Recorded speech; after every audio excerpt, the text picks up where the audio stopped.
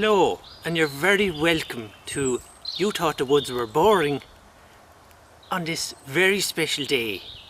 You can probably tell what it is by the shamrock I'm wearing here and my green shirt, but it is in fact today St. Patrick's Day.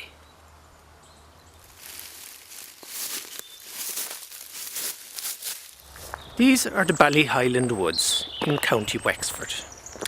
Not a lot of people know that St. Patrick was not a wealthy man. He was a Welsh slave brought over from Welsh land, and he was given the task of looking after sheep. And in these marvellous woods he would walk his sheep for exercise. Very much like I'm walking Shenanigans there. And it is this very hill that the young Patrick would walk his sheep every day. Come on, Shenanigans. Of course, his sheep wouldn't be left standing around eating rabbit poop. Oh no, they'd get a good hard kick up the arse up that hill now and get some exercise. I don't condone kicking sheep, by the way. It was here in the county of Wexford that St. Patrick was first brought by canoe by the Indians over into the port of Rosslare Harbour. From there he was placed on a haystack on the back of a lorry and driven up to Ballyhighland. Now, you might be able to see behind me here the Mountains of Doom, and it is here where Lord Sauron and Gandalf had a great battle, and St. Patrick was indeed an integral part of that battle. He tossed many clumps of shamrock at Lord Sauron, which caused him to be blinded for a minute, while Gandalf could creep up and push him off the edge of a cliff.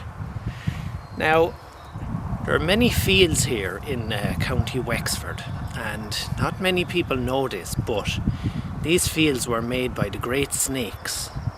And before St. Patrick came along and banished all the snakes by sprinkling salt over them, these snakes would terrorise neighbourhoods. They would run amok. Well, they wouldn't run, they'd slither. They'd slither amok.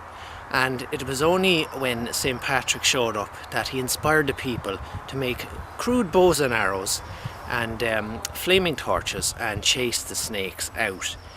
Also using a lot of Saxo salt.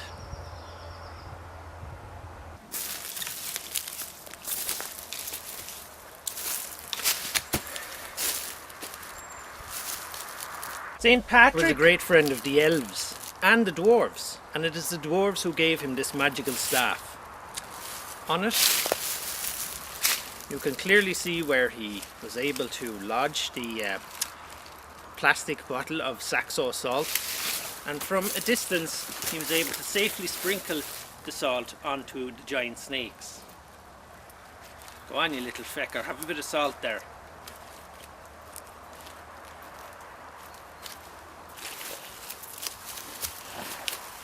Of course, Aragorn was not happy with the whole situation. He liked snakes. He was able to ride on the back of them and go into battle. So they had a great battle on the top of Vinegar Hill in County Wexford in Enniscorthy. Good girl there, Shenanigans. Luckily, St. Patrick was good friends with Harry Potter, and they were able to defeat the wily Aragorn. Isn't that right, Shenanigans? St. Patrick's favourite plant was shamrock. And you can see by the 3 leaves here that it is a very distinctive plant. And it was thought to be lucky if you found a shamrock with one single leaf on it. But not a lot of stock was put into that now, I think, because you know, it'd be quite rare that you'd find a plant with only one leaf on it, you know. After the great battle of Minas Tirith and the Clone Wars, St. Patrick was a very tired old man. He had defeated the Sith, he had defeated Lord Sauron, he had defeated goblins, and indeed he had defeated the giant snakes. And all of this took a great toll on his mental health. He started talking in his sleep, and then he started talking when he was awake. but nobody could tell whether he was asleep or awake because he slept with his eyes open. And indeed, many's the time people would take his dreams to be some kind of prophecy. Indeed, there was the time where he explained his dream, or he dreamt aloud rather, that he was in a small Ford Fiesta robbing a bank in Dublin with 4 Jewish men. And they had all the regalia and the long curly hair and the caps and all that kind of lark. And people thought that this was wild strange, very prophetic, because indeed some of the elves are very long lived, and indeed they did live long enough to see that Ford Fiesta robbery of the AIB in Dublin by 4 Jewish men. So he retired.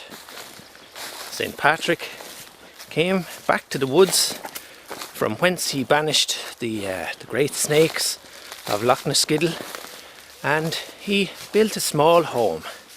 And it is here where he built a small wooden shack and lived out the end of his days with Harry Potter and Bilbo Baggins and all of that lark. And he died a very poor man, and he left all of his money to Frodo, including a ring. And it was only the old ring off a Coke can, but Frodo keeps it around his neck to this very day. And so I hope you have enjoyed this very special... Oh, my arm is getting tired. Hang on now. So I hope you have enjoyed this very special edition of You Thought the Woods Were Boring with me, Seamas MacNearly. MacNearly what though? And tune in next week when I'll be at the Ballyhighland Woods, where there reportedly is a giant rabbit that wants to learn how to sing, and we'll be seeing if we can help him out in that regard.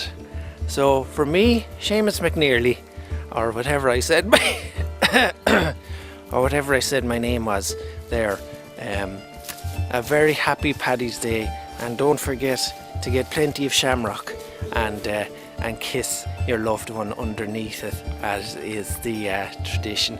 So for me and Shenanigans, have a very happy Paddy's Day. And is there anything you'd like to say, Shenanigans? Shenanigans? Come on, we discussed this. Look into the camera. Look into the camera. Come on, Shenanigans, do it. Do it, Shenanigans. Say it. What? I know you're hungry. You're always bloody hungry. Till next week. Goodbye.